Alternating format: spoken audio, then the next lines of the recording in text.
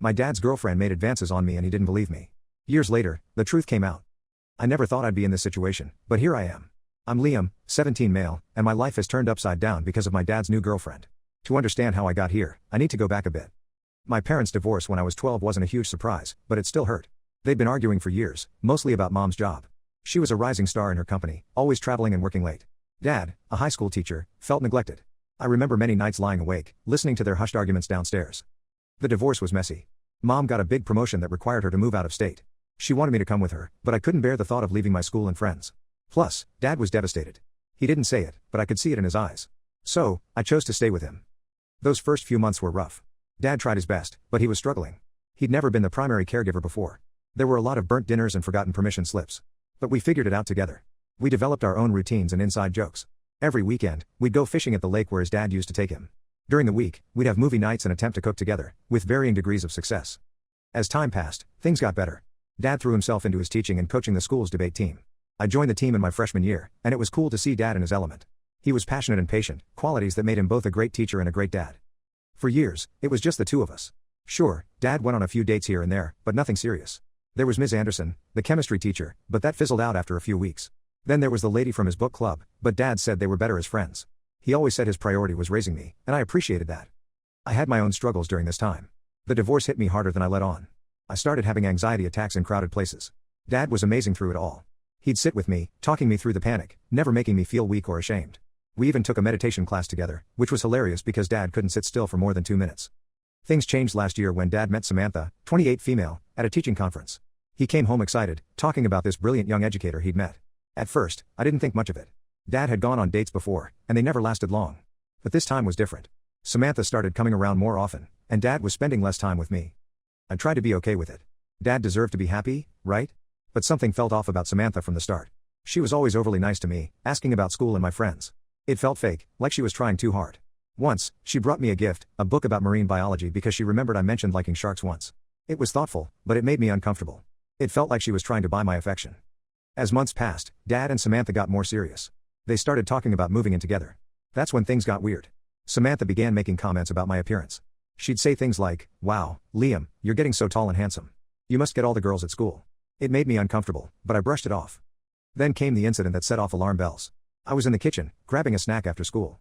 Samantha was there, and she came up behind me, putting her hand on my shoulder. She leaned in close and whispered, "You know, Liam, if I were a few years younger." I froze, not knowing how to react. She quickly laughed it off as a joke, but I felt sick to my stomach. I tried to tell Dad about it, but he didn't believe me. He said I was just having trouble adjusting to him dating someone. But it wasn't that. Something was seriously wrong with Samantha. I couldn't shake the feeling that she was playing some kind of game. Things escalated from there. Samantha started accidentally walking in on me in the bathroom or my bedroom. She'd make excuses to touch me, like fixing my collar or brushing lint off my shirt. Once, she even tried to give me a back massage, saying I looked tense. Each time, she'd play it off as innocent, but her eyes told a different story. I started avoiding being alone with her at all costs. I'd stay in my room when she was over or make plans to be out of the house. I started spending more time at my best friend Jake's house. Jake knew something was up, but I was too embarrassed to tell him the whole story. I just said things were weird with Dad's new girlfriend. Dad noticed my behavior and got upset, saying I wasn't giving Samantha a chance. But how could I explain what was happening when he didn't believe me? I felt like I was going crazy. Was I imagining things? Was I overreacting? These questions kept me up at night. The situation was affecting other areas of my life too. My grades started slipping, and I quit the debate team. Dad was disappointed, but I couldn't bear to be around him at school knowing he didn't believe me about Samantha. I started having anxiety attacks again, something that hadn't happened in years. Last week, things came to a head. Dad had to go out of town for a teaching conference, ironically, the same one where he met Samantha. She offered to stay at our house to keep an eye on me. I begged Dad not to leave me alone with her, but he thought I was being dramatic. He said it would be a good chance for us to bond. The first night Dad was gone, I locked myself in my room. Around midnight, I heard Samantha trying to open my door. She called out, saying she just wanted to talk. I pretended to be asleep, my heart racing. This continued for almost an hour before she gave up. The next morning, Samantha acted like nothing had happened. She made breakfast and tried to engage me in conversation. I kept my responses short and stayed as far away from her as possible. I couldn't shake the feeling of dread in the pit of my stomach. That evening, Samantha cornered me in the living room. She said we needed to have a heart-to-heart. She started talking about how she understood what it was like to be a teenager with urges and that it was natural to be curious. I was horrified and tried to leave, but she blocked the doorway. I managed to push past her and ran to my room, locking the door again. I could hear her outside, saying we needed to finish our conversation. I was terrified and didn't know what to do. I couldn't call Dad, he was in meetings all day and wouldn't believe me anyway. In desperation, I called my mom. We hadn't been as close since the divorce, our conversations usually limited to brief catch-ups every couple of weeks. But in that moment, I needed her. Through tears, I told her everything that had been happening. She was furious and said she was coming to get me immediately. She lives a few states away, so it would take her a day to arrive. I'm writing this from my locked bedroom. Samantha is still in the house, and I'm afraid to come out. Mom should be here tomorrow morning. I don't know what's going to happen when Dad finds out, but I know I can't stay here with Samantha anymore. Am I overreacting? Should I have tried harder to make things work with Samantha for Dad's sake? I keep thinking about all the good times Dad and I had before Samantha came into the picture. Our fishing trips, our movie nights, the time we tried to build a treehouse and ended up with a pile of wood and a lot of laughs. I feel like I'm tearing our family apart, but I also feel like I'm in danger. What should I do? Update 1. It's been a month since my last post, and a lot has happened. I want to thank everyone for their support and advice. It really helped me get through this difficult time. After I posted, things moved quickly. Mom arrived early the next morning, and it was a huge relief to see her. When she rang the doorbell, Samantha answered. Mom pushed past her and came straight to my room. I've never seen my mom so angry before. It reminded me of the time when I was 10 and a kid at school was bullying me. Mom had marched into the principal's office, demanding action. She had the same fire in her eyes now. Samantha tried to play innocent, saying she didn't understand what was happening. Mom wasn't having any of it. She told Samantha to leave immediately or she'd call the police. Samantha left, but not before trying to talk to me one last time. Mom shut that down fast, standing between me and Samantha like a shield. We waited for Dad to come home. Those few hours were tense. Mom and I talked about everything that had happened, and she apologized for not being around more. She said she had no idea things were so bad. We talked about the good times before the divorce, family game nights, our summer trips to the beach, the disastrous attempt at making a gingerbread house one Christmas. It was bittersweet, remembering how things used to be. When Dad got home, he was confused and upset to see Mom there. They sent me to my room while they talked. I could hear raised voices, but couldn't make out what they were saying. After what felt like hours, they called me down. Dad looked broken. He apologized for not believing me and for putting me in that situation. He said he'd been blind to what was happening because he was so desperate for a relationship. Mom was still furious with him, but they both agreed that my safety was the most important thing. We decided that I'd go stay with Mom for a while. Dad didn't fight it, which surprised me. He helped me pack my things, and we left that evening. As we were leaving, Dad hugged me tightly. He whispered, "I'm so sorry, buddy. I love you." It made me tear up, remembering all the times he'd hugged me like that after a bad day at school or a lost debate competition. The car ride to Mom's was long and mostly silent. I was relieved to be away from Samantha, but I also felt guilty about leaving Dad. I kept thinking about how excited he'd been when he first met Samantha, how he'd started dressing nicer and smiling more. Had I ruined his chance at happiness? Once we got to Mom's, things were awkward at first. We hadn't lived together in years, and we both had to adjust. Her apartment was smaller than our house, and unfamiliar. But Mom really tried to make me feel comfortable. She took time off work to help me settle in, and we spent a lot of time just talking and reconnecting. Mom's life had changed a lot since the divorce. She'd been promoted again and was now a senior executive. Her apartment was filled with art and travel souvenirs, a far cry from the homey clutter of Dad's house. It was strange seeing this new side of her, but also interesting. We started having long conversations about her work, my future plans, and everything in between. As for Samantha, Dad told us he broke things off with her completely.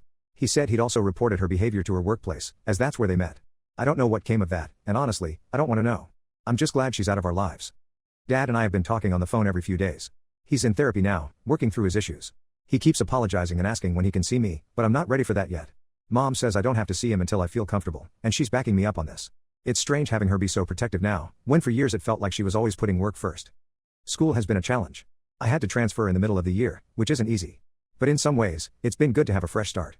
I've made a few new friends, and my grades are okay. The school counselor knows a bit about my situation and has been supportive. I've even joined the debate team here, which feels like a small victory. I miss my old friends, especially Jake. We text often, and he's been great through all of this. He told me he always thought Samantha was creepy but didn't know how to say it. It's comforting to know I wasn't imagining things, but it also makes me angry that no one spoke up. I'm still processing everything that happened. Some days are better than others. I have nightmares sometimes about Samantha, but they're getting less frequent. Mom suggested I try therapy, but I'm not sure about that yet. For now, I'm just taking it one day at a time. One unexpected bright spot in all of this has been getting to know Mom better. We've started a tradition of Sunday brunches where we try out new recipes together.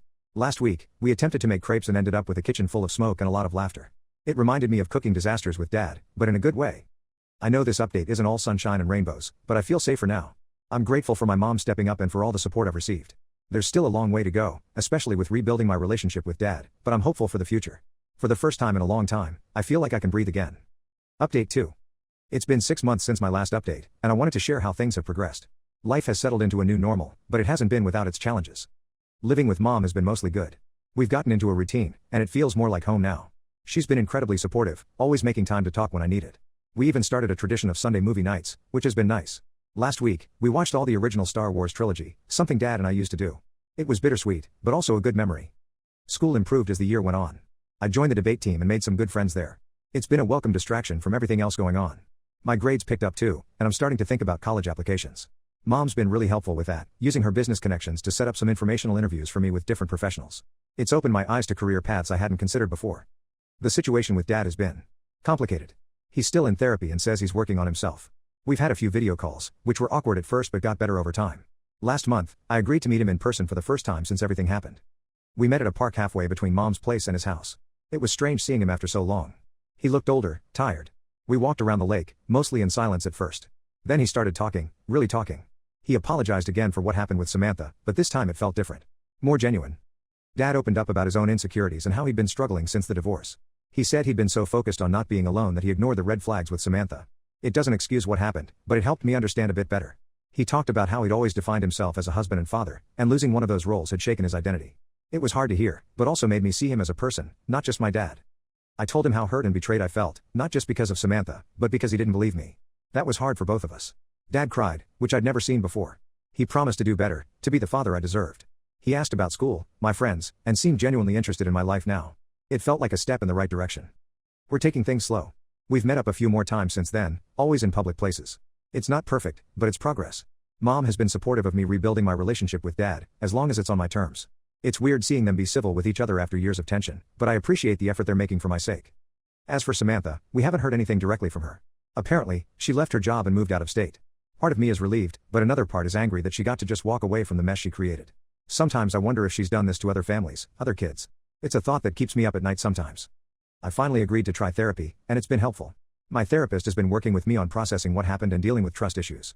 It's not easy, but I'm learning to open up again. We've been exploring how the divorce and everything with Samantha has affected my view of relationships. It's heavy stuff, but I think it's important. There have been setbacks.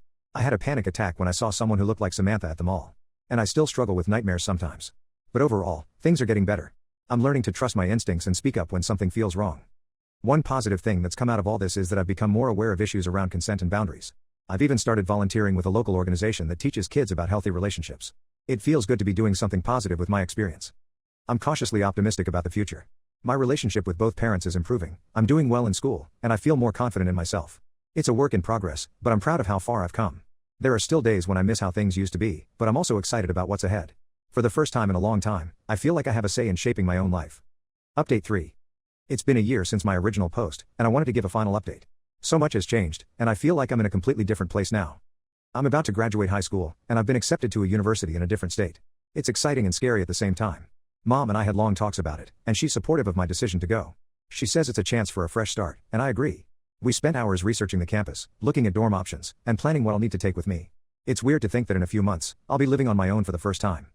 My relationship with Dad has continued to improve. We're not back to where we were before everything happened, and honestly, I don't think we ever will be. But we're in a good place. We meet up regularly now, and I've even stayed at his house a few times. It was weird at first, being back in that space, but it's gotten easier. We've made new memories there, like when we attempted to make Mom's lasagna recipe and nearly burned down the kitchen. It wasn't quite like old times, but it was good in its own way. Dad's made a lot of changes. He's still in therapy, and he's joined a support group for single parents. He's also thrown himself into volunteering at a local youth center. I think helping other kids has been healing for him in a way. He's talked about maybe going back to school to get a counseling degree. It's strange to see him so purposeful. Different from the Dad I knew before, but in a good way. We had a breakthrough moment a few months ago. Dad and I were having dinner, and he brought up Samantha. He apologized again, but this time he went deeper. He talked about his own childhood and some things he'd never shared before. How his own father had been distant and critical, how he'd always felt like he wasn't good enough. It helped me understand why he was so vulnerable to someone like Samantha. It doesn't excuse what happened, but it gave me some closure. As for me, I'm doing much better. Therapy has been a game changer. I've worked through a lot of my trust issues and anxiety. I still have moments where I struggle, but I have better tools to cope now. I've learned breathing techniques that help when I feel a panic attack coming on, and I'm getting better at identifying and expressing my emotions. I've also become more involved in advocacy work. I started a support group at school for kids who've dealt with similar situations. It's been empowering to help others and to see that I'm not alone in my experiences. We've even had a few guest speakers come in, counselors and survivors who shared their stories. It's made me think about maybe pursuing social work or psychology in college. My relationships with both Mom and Dad have evolved. With Mom, we've found a new closeness. She's opened up more about her own struggles balancing work and family, and I've gained a new appreciation for the sacrifices she made. With Dad, there's a new honesty between us. We can talk about difficult things now, in a way we never could before. Looking back on everything that happened, I can see how much I've grown. I'm stronger now, more confident in myself and my boundaries. I've learned the importance of speaking up, even when it's scary. And I've learned that it's okay to ask for help, that it's a sign of strength, not weakness. As I prepare for college, I feel ready for this new chapter. I'm nervous, of course, but also excited. I know there will be challenges ahead, but I feel equipped to handle them. I'm looking forward to meeting new people, trying new things, and figuring out who I want to be. To anyone who might be going through something similar, know that it does get better. It's not easy, and it takes time, but you can come out stronger on the other side. Trust your instincts, speak up, and don't be afraid to ask for help. You're not alone, and you deserve to feel safe and respected. Thank you to everyone who supported me through this journey. Your kindness and advice made a real difference. I'm grateful for this community and the strength it's given me. As I move forward, I carry with me the lessons I've learned and the hope for a brighter future.